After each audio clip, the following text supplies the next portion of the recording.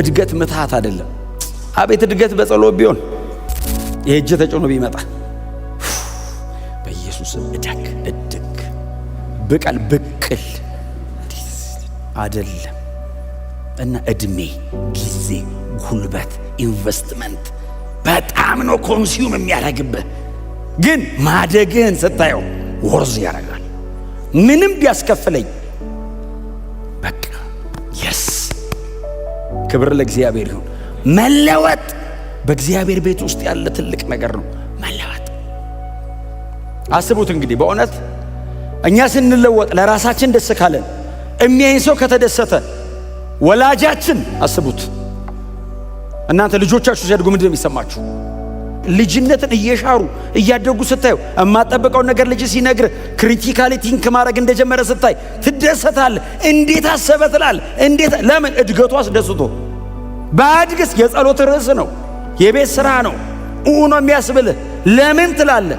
ሲያድግስ ትደሰታለህ። አትነግረውም እኮ አደክ ምን አለ አትልኮ ትችላለህ፣ ግን ደስ ይላል። ወላጅ አለ ሰማይ ማደግ የሚያስደስተው አለ። ማቹር አረገ ይላል ጸሎትን ሲሰማ። ጸሎት ቀይረ አብላኝ አጠጣኝ አልበሰ ከማለት አልፈ ልጅህን ግለጥልኝ ስትለው ይላል አብ የሚበላ እኔ ልጄ ጸልዮ ነው እንዴ ጫማ መገዛለት ዳዲ ባክ እሚል ግዴታዬ ነው። እኔ እግሩ ነው እንጂ ነገር ይጠባዋል ብዬ የምገዛለት ጸልይ ጫማ ሰጠዋለሁ። እኔን ስለማወቅ ግን ከኔ ጋር ፌሎሺፕ ያደርጋል። አይ የአባት ኃላፊነት አለ። የልጁስ ፌሎሺፑን ኢንቲሜሲውን ሲጨምር ቁርኝቱ የነፍስ ሲሆን እኔን አንደርስታንድ ያደርገኛል። እኔን አንደርስታንድ ሲያደርገኝ እምገዛለት ጫማ አይደለም የኔ ሆኖ በሙሉ እሱ እንደሆነ ይገባዋል። ምን ያህል እንደምወደው ሲያቅ የሴኩሪቲ ጥያቄ የለው። አይ አባትን በጣም ስትጠጋው ቅዱስ ቃል ውስጥ ነው እግዚአብሔር ማን እንደሆነ የምታውቀው። ከዚህ ቃል ውጭ ምን ይነግርሃል? እስቲ ተንበርክከ መንፈስ ቅዱስ መጥቶ እግዚአብሔር ማለት እግዚአብሔር አያስረዳም። ይኸው ተጽፎ ተቀምጧል። ገልጠ ማንበብ ነው። መንፈስ ቅዱስ የሚያግዝ ስታነብ ያበራልሃል። ከዛ ውጭ እግዚአብሔርን አንደርስታንድ ብታደርገው መጽሐፍ ውስጥ ነው። ግለጡት፣ ክፈቱት። እውነቴን ነው የምነግራችሁ። አይ ልክ እሱን አንደርስታንድ ስታደርገው እግዚአብሔር ማን እንደሆነ ሲገባ አንዳንድ ነገር ያንን በማወቅ ውስጥ ይሻራል። እምፈራው ነገር ምን ነክቶኝ ነው ትላለህ፣ ትስቃለህ። ባይዘወይ ጥሩ ነው፣ በጊዜው ጥሩ ነው። ስታድግ አይ እሱ ልክ እንዳልሆነ ሲገባ አይ ልክ ነህ እያደክ ነው ማለት መሻር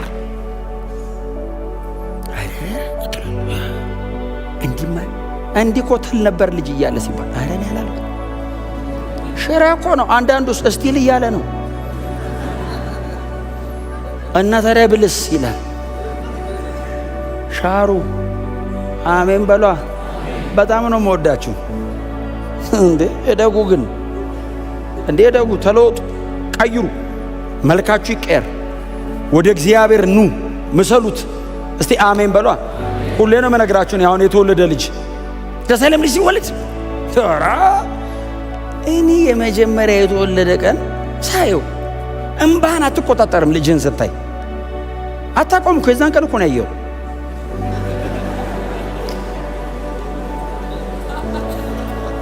እንዲህ ሳየው ኦ ማይ ጋድ አሁን ስንወለድ እኛስ አሁን እኛ አድገን ወልደ ነው እንጂ እኔ ስወለድ አሁን አቶ ጸጋዬ አሁን ስወለድ አመስግነዋል። ፋዘር ባለበት ማዘር እዚህ ሆና ዘመድ ተሰብስቦ ተወለደ ብለዋል። ከዛ ቀጥሎ የሚጠይቁት ምንድን ነው? የመልክ እያደገ ነው። አንቺን መሰለ እኔን ስማ፣ የተወለድክ ቀን ያመሰገነ አባትህ ፊትህን ቼክ ያደርገዋል። በጠቆርም በቀላም ችግር የለውም። መልኩ የማንን ይመስላል? ጎረቤት ከመሰለ ስማ፣ እሳቸው ነው የሚመስል ልጅ ወለድኩ ነው የሚለው አባትህ። አባትን ፈልጎ ወደ ቤት ነው የሚልክ። ማደግ ይለያል። ማንዶንክ መልካችሁ ይምጣ። እስቲ አሜን በሏ። ኖረ ጌታን ካልመሰልክ አወላለድን ነው ቼክ የምናረገው። ማደግ ናቹራል ነው። አድገ ግን ፊትህ ካልመጣ you have to be serious። እድገታችሁ ላይ ሲሪየስ ሁኑ። እኔ ቤቴ የማልቀልደውን ነገር ቸርች ልቀልድ አልችልም። ለምንድን ነው ሰኞ ትምህርት፣ ሮብ ትምህርት፣ እሑድ ትምህርት የምናደርገው? መልክ እንዲመጣ ነው። በየቀኑ ያለ ጸሎት ለምንድን ነው? የሁሉ ትግል መተኛት ስለማይናፍቅ ነው አይደለም። መድከም ደስ ስለሚል በፍጹም። ለምንድን ነው? መልክ ይምጣ። የእግዚአብሔር ቃል ለምን ፎከስ ነገር ከለር፣ መልክ፣ የአጥንት ስትራክቸር፣ ቁመና አዲሱን ሰው እንዲመስል። እስቲ አሜን በሏ። እውነቴን ነው የምላችሁ። ይሄ ሁሉ ትግል ታግሎ ግን ሰው ውጤት ነገር ሲመጣ የዛን ቀን ወደ ጌታ ብትሄድ ራሱ ደስ ይላል። የሰው መለወጥ እንዴት እንደሚያስደስት ለዛን ይሄ ሰው የሚታገለው ጳውሎስ ቆሮንቶስ ላይ ነው። ሁለተኛ ቆሮንቶስ ምዕራፍ 3 ላይ ነው። ይሄ ምንድነው? ስለ እድገት ነው የተናገረው። በዚህ የካራክተር ለውጥ ነው። ለዛውም ይሄ ፊቱ ብርሃን እየጠፋ ሲሄድ እስራኤላውያን እንዳይመለከቱት ፊቱን በጨርቅ እንደሸፈነ እንደ ሙሴ አይደለንም የሚለው ሁለተኛ ቆሮንቶስ ምዕራፍ 3 ላይ ስለ ብሉይና ስለ አዲስ ኪዳን አገልግሎትና አገልጋዮች የቀረበው ነው። ታዲያ ምን አይነት ነን ሲሉት፣ እኛ ግን በተገለጠ ፊት የእርሱን መልክ እንደ መስታወት እያብለጨለጭን ከክብር ወደ ክብር እንለወጣለን ይልና ይህም መንፈስ ከሚሆን ጌታ ይሆንልናል። የጌታ መንፈስ ባለበት በዛ አርነት አለ ይላል። ክብር ለኢየሱስ ይሁን። ብዙ ጊዜ ይህንን ነገር የምንጠቀመው እኛ ለዴሊቨራንስ ነው። የጌታ መንፈስ ባለበት በዛ አርነት አለ። የተጻፈውስ ለካራክተር ነው። ከክብር ወደ ክብር እንለወጣለን የሚለው ለምንድን ነው የምትጠቀሙት እናንተ? ካለህበት ሌቭል ወደሚቀጥለው የክብር አገልግሎት አይደለም። ስለ ካራክተር ነው። ኢየሱስን ስለ መምሰል ነው የሚያወራው ክፍሉ። ኢየሱስን ስለ መምሰል ነው የሚያወራው። ጠባይን ስለ መቀየር ነው የሚያወራው። እርሱን እስክንመስል እንለወጣለን። በምን? በተገለጠ ፊት እያየ ነው። እንደ ሞዴላችን ፊታችን ተቀምጧል። አልቲሜት ሞዴል ሆኖ ኢየሱስ አለ እና እሱን ወደ መምሰል ከዕለት ወደ ዕለት ከአንደኛው መለወጥ ወደሚቀጥለው ሜታሞርፎሲስ ወይንም ምንድነው የቢራቢሮ ዑደተ ሕይወት ብሎታል ድሮ። እኛ ስንማር ዘንድሮ ተቀይሮ ይሆናል አማርኛው። ኢትስ ኤ ፕሮሰስ። ምንድነው ፕሮሰሱ? ትራንስፎርም ለማድረግ ሪፎርምና ሪስቶር ለማድረግ አይደለም። ትራንስፎርም ለማድረግ የፈረሰ ለማደስ አይደለም፣ ለመለወጥ ነው። እስቲ አሜን በሏ። እየወደቁ መነሳት፣ እየፈረሱ መገንባት ብቻ አይደለም፣ መለወጥ። መለወጥ ምንድነው? የመጀመሪያውን መሻር ነው። መለወጥ ቅርጽ ይቀይራል። መለወጥ መልክን ያመጣዋል። መለወጥ ያሽርሃል ብዙ ነገር። እንቁላል አይደል? ከዛ ፑፓ፣ ከዛ ላርቫ፣ ከዛ አደልት አይደል? ፕሮሰሱ እንቁላል ነበረ። አዎ። ከዛስ ተለውጦ ፑፓ፣ ተለውጦ ላርቫ፣ ከዛስ አደልት ይሆናል። ኢማቹር ከነበረው ማቹር እስኪያደርግ ያለው ፕሮሰስ ነው። ባይዘው ይህንን ፕሮሰስ የሚመራው ማን ነው? መንፈስ የሚሆን ጌታ። ትራንስፎርሜሽኑ የሚከናወነው መንፈስ በሚሆን ጌታ። እኛስ እናየዋለን፣ እያየነው። ዋው ኢየሱስ ትሑት ሆኗል። አዎ ትለወጣለህ። ኢየሱስ በንጽህና ኖሯል። ትለወጣለህ።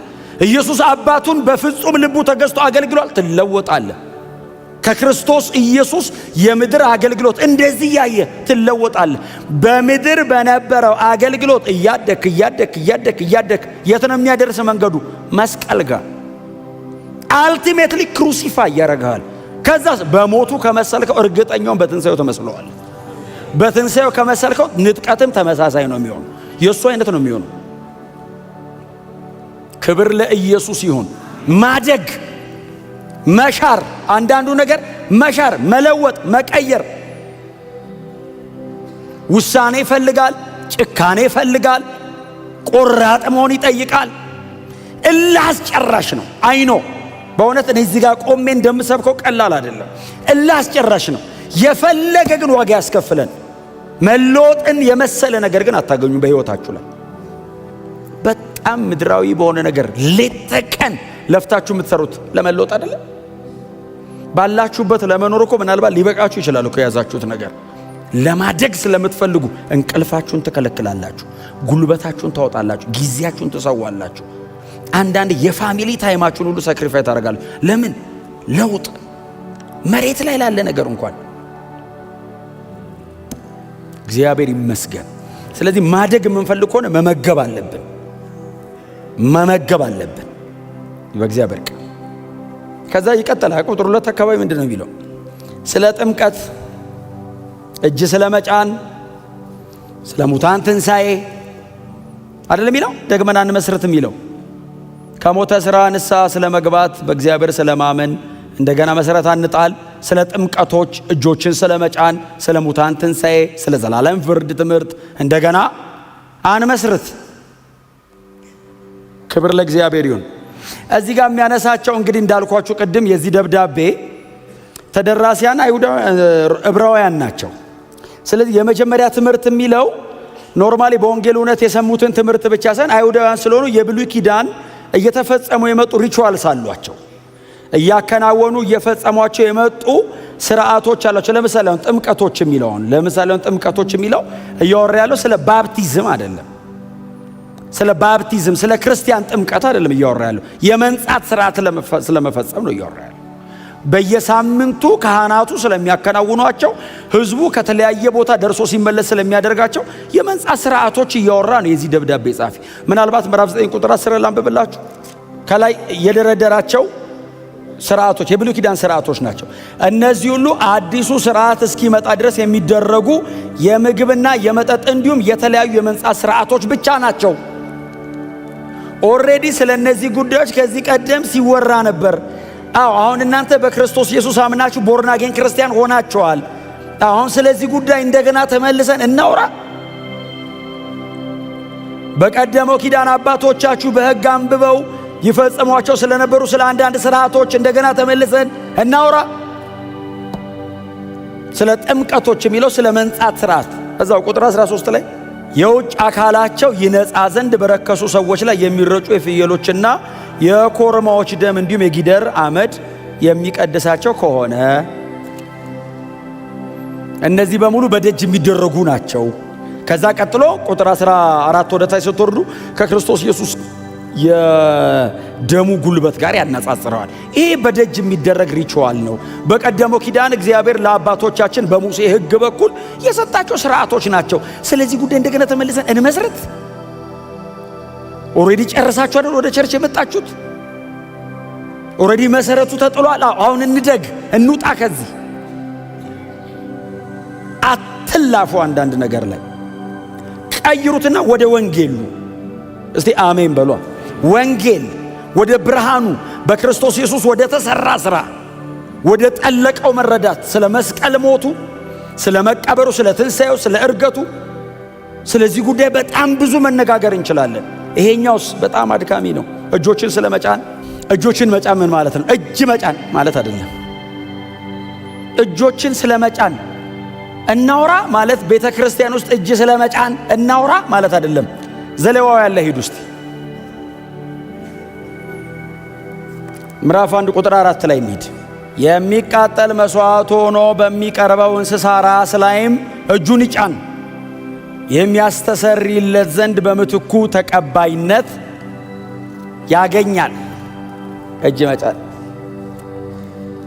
እጅ መጫን ቤተ ክርስቲያን ውስጥ የሆነ ሰው የለጅ ስለ መጫን አይደለም። ይሄ መጽሐፍ የሚያወራው ሊቀ ካህኑ በብሉይ ኪዳን ስለሚያደርገው ስርዓት ነው የሚያወራው። ስለ እጆች መጫን እናውራ ሲል የዕብራውያን ቸርች የእጅ መጫን ልምምድም የለም። አፍተሮል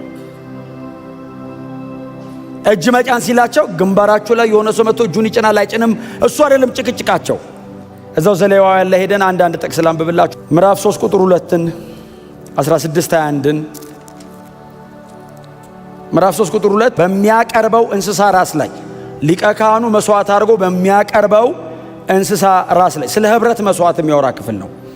እንስሳው ራስ ላይ እጁን ይጫን፣ በመገናኛው ድንኳንም ደጃፍ ላይ ይረደው።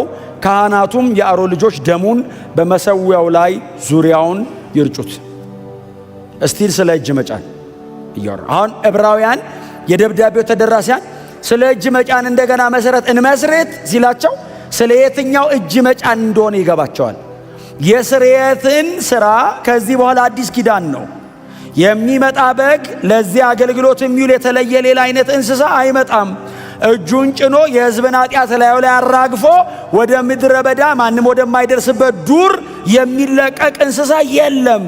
ተሽሯል። እሱ ሌላ መጥቷል። አሁን የኃጢአት ስርየት የሚከናወንበት ሌላ መጥቷል እና እንደገና እናንተ ስለ ኃጢአት ስርየት ስታስቡ በብሉይ ኪዳን ስላለ መስዋዕት እንዴት ታስባላችሁ?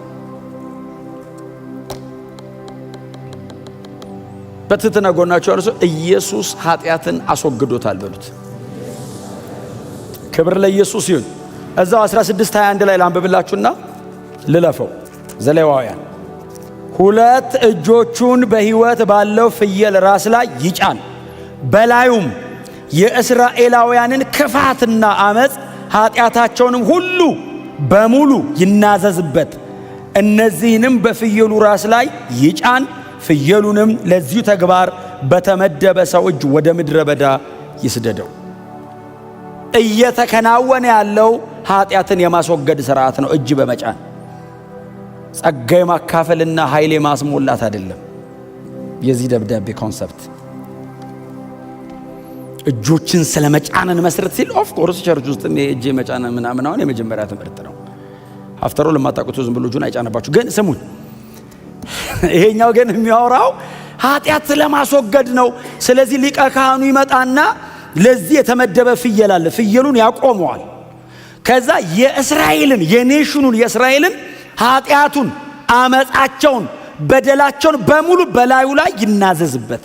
በድለናል፣ ገለናል፣ ዋሽተናል፣ ሰርቀናል፣ ከአምላካችን ከእግዚአብሔር ውጪ ሌላ አምላክ አምልከናል እያለ የሕዝብን ኃጢአት ላዩ ላይ እጁን ጭኖ ያስተላልፋል። ያስተላልፍና በሙሉ በደሉን በላዩ ላይ ካደረገ በኋላ ለዚህ ሥራ በተመደበ በአንድ ሰው በኩል አድርጎ ወደ ምድረ በዳ ይልከዋል። በደላቸው እንደዛ ከሕዝቡ ይራቅ እያለ ነው። አሁን የኃጢአት ስርየት በዚህ በኩል አይመጣም እና ይሄ ተሽሯል፣ አልፏል። ይሄ መሰረት ነው ለሚመጣው ነገር። እግዚአብሔር መንገድ ኦልሬዲ እየጠረገበት የነበረበት ጉዳይ ነው። እግዚአብሔር የኃጢአት ስርየት እንደሚያመጣ አስቀድሞ እግዚአብሔር መንገድ እየጠረገ ነው። የመሰረት ስራ ነው ይሄ አያስፈልግም አይደለም፣ ተሽሯል። ይሄማ እኮ አስፈልጓል። በጊዜው አገልግለውበታል። እስራኤላውያን እንደ ኔሽን አገልግለውበታል፣ ተገልግለውበታል። አሁንስ ሽሮታል። ማ ኢየሱስ ክርስቶስ መጥቶ ኢየሱስ በመስቀል ላይ ስለ ሰው ልጆች ኃጢአት ሞተ። የዓለምን ሁሉ ኃጢአት ወሰደው። ታዲያ ወደዚህ እደጉ እንጂ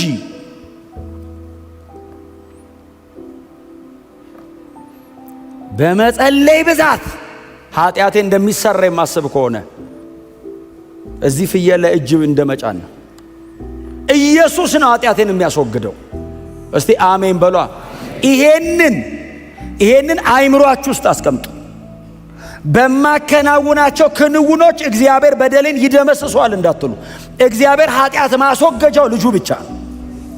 ከኢየሱስ ውጪ ሌላ ኃጢአት ማስወገጃ ለመተካት የሞከርኩ ቀን እያጠፋው ነው ብዙ ጥፋት። የልጁን ደም እያቃለልኩት ነው ማለት ነው። የሰው ልጆችን ኃጢአት ማስወገድ የቻለ ጌታ ኢየሱስ ብቻ ነው። ኃጢአቴን በሙሉ ወስዶታል። ተናዝጃለሁ፣ ማረኝ አልከው፣ እጅን አንስታ ወሰደው እና እንዴት ወደዚህ እንመለሳለን? ክብር ለእግዚአብሔር ይሁን። እጆችን ስለመጫን እንዴት እንመለሳለን? ስለ ሙታን ትንሣኤ፣ የሙታን ትንሣኤ ባይዘው አዲስ ኪዳን አይደለም። ባይዘው ለአዲስ ኪዳን መንገድ የሚጠርጉ የብሉይ ኪዳን ትምህርቶች ናቸው እነዚህ። ኢዮብ ስለ ሙታን ትንሣኤ ያለው ነገር አለ። ኢዮብ 19:25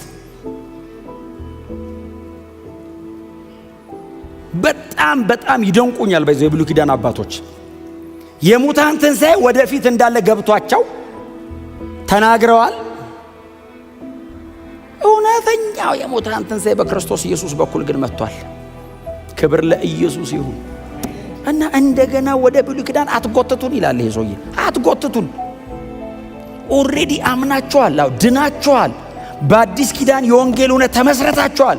ወደ ኋላ አትመለሱ። ይሄስ ልጅነት ነው። ሻሩት። ወደ በሰለው እንሂድ። የትኛው ነው የበሰለው? የሚቀጥለው ላይ የሚያነሳው ስለ መልከ ጼዴቅ ምናምን የሚያነሳው ነው የበሰለው። እስቲል ግን ስለ መሻር ያወራል። አልጨረሰም። ስለ መሻር ልጅነትን ስለ መሻር አልጨረሰም። ቁጥር 4 አንድ ጊዜ ብርሃን የበራላቸውን ሰማያዊ ስጦታ የቀመሱትን ከመንፈስ ቅዱስ ተካፋዮች የሆኑትን መልካሙን የእግዚአብሔር ቃልና የሚመጣውን ዓለም ኃይል የቀመሱትን በኋላ ግን የካዱትን እንደገና ወደ ንስሐ መመለስ ምን አይልም? አይቻልም። አሁን የሰውየውን እንደገና መመለስ አይቻልም የሚላቸው ሰዎች ምን አይነት ናቸው? አንድ ጊዜ ብርሃን የበራላቸው ይላል። ብርሃን በርቶላቸዋል ይላል። ቀጥሎስ ሰማያዊ ስጦታ ቀምሰዋል ይላል። ቀጥሎስ ከመንፈስ ቅዱስ ተካፋዮች ናቸው ይላል። ከዛስ መልካሙን የእግዚአብሔርን ቃል፣ ቀጥሎስ የሚመጣውን ዓለም ኃይል የቀመሱ። ከባድ አይደሉም እነዚህ ሰዎች? ዝም ብላችሁ ራሳችሁን አስገቡ ውስጥ የትኛው ጋር እና የኃጢአት ስርየት በክርስቶስ ደም በኩል ነው። አሜን በሏ። የኃጢአት ስርየት በፍየል በኮርማ በጸሎት በምናምን በሪቹዋልስ በጣም ደጋግሞ መሬት ላይ በመንከባለል በመቧጠጥ ራስን ስጋ እንዲህ በመቦጫጨቅ የኃጢአት ስርየት የለም። የኃጢአት ስርየት ያለው በክርስቶስ ኢየሱስ በኩል ነው። በፈሰሰው ደም እግዚአብሔር የሰው ልጆችን ኃጢአት ያስወግዳል። በቃ ኦልሬዲ እግዚአብሔር ከኃጢአት ጋር የነበረውን ጉዳይ በልጁ በኩል በመስቀል ላይ ጨርሷል። ሰው ሲበድል እግዚአብሔር በየጊዜው የሚያቀርበው መስዋዕት የለውም። ኢየሱስ ለአንዴና ለዘላለም መስዋዕታችን ሆኖ በእግዚአብሔር ፊት ቀርቧል። የቀረበው ደግሞ ቅድም እንደዘመርነው የራሱን ደም ይዞ ገብቶ ነው እና ወደ ኋላ አትመለሱ። ይሄ ለማን የተባለው? ቸርች ውስጥ ላሉ ሰዎች በክርስቶስ ኢየሱስ አምነው ዕብራውያን ናቸው፣ ግን ቦርናጌን ክርስቲያኖች ከጌታ ከኢየሱስ ወደ ይሁዲነት እንደዚህ ሲጎትቷቸው ኖ ይላል የዚህ ደብዳቤ ጻፊ። ኖ በዛ ውስጥ የዘላለም ሕይወት የለም፣ በዛ ውስጥ ድነት የለም እና ኑ ወደዚህ ወደ ክርስቶስ ኢየሱስ ወደ በሰለው ነገር ይልና አንዳንዱን ጉዳይ ከመካድ ጋር ያያይዘዋል። አለማወቅ ብቻ ሳይሆን መካድ። ጎናቸው ያለው የኃጢአት ስርየት በአንተ መንፈሳዊ ልምምድ ውስጥ የለም በሉት። ደግማችሁ ነገሩት። የኃጢአት ስርየት በክርስቶስ ደም ውስጥ ብቻ ነው ያለው በሉት።